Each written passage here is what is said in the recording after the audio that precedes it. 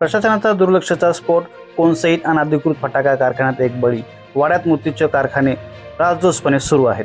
वाडा तालुक्यात मृत्यूचे कारखाने सुरू आहेत आणि प्रशासन डोळे मिटून बसले.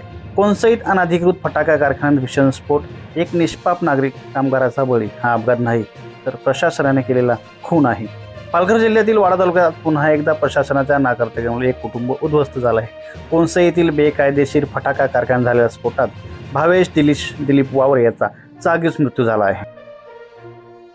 तर मोनिका सचिन पडवली राहणार कोणसई, वय वर्ष अंदाजे 30 यांना मुंबई येथील रुग्णालयात हलवण्यात आले आहे.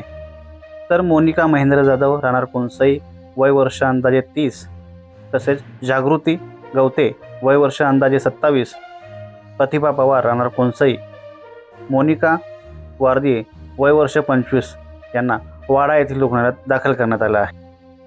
या सगळ्यात धक्कादायक काय तर कारखाना 10 एप्रिल 2026 रोजी सुरू करण्यात आला होता. मालक नरेंद्र सिंग व यादव स्थानिक देखरेख म्हणून योगेश मोकाशी पाहत होता. 32 कामगार रोजंदारीवर, कोणतेही प्रशिक्षण नाही, सुरक्षेचा पत्ता नाही, तरी हा कारखाना राजरोसपणे सुरू.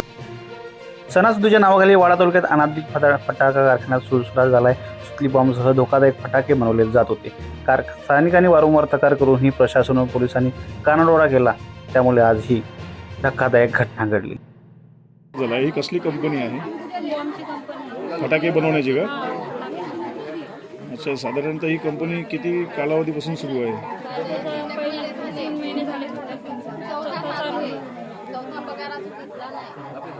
अच्छा, किती 3 महिन्यापासून? किती कामगार आहेत तिकडे?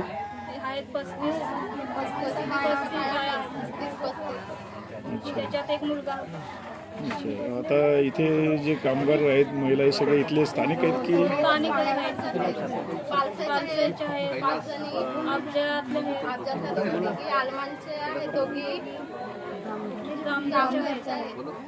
अच्छा, मारला तर स्फोट झाला.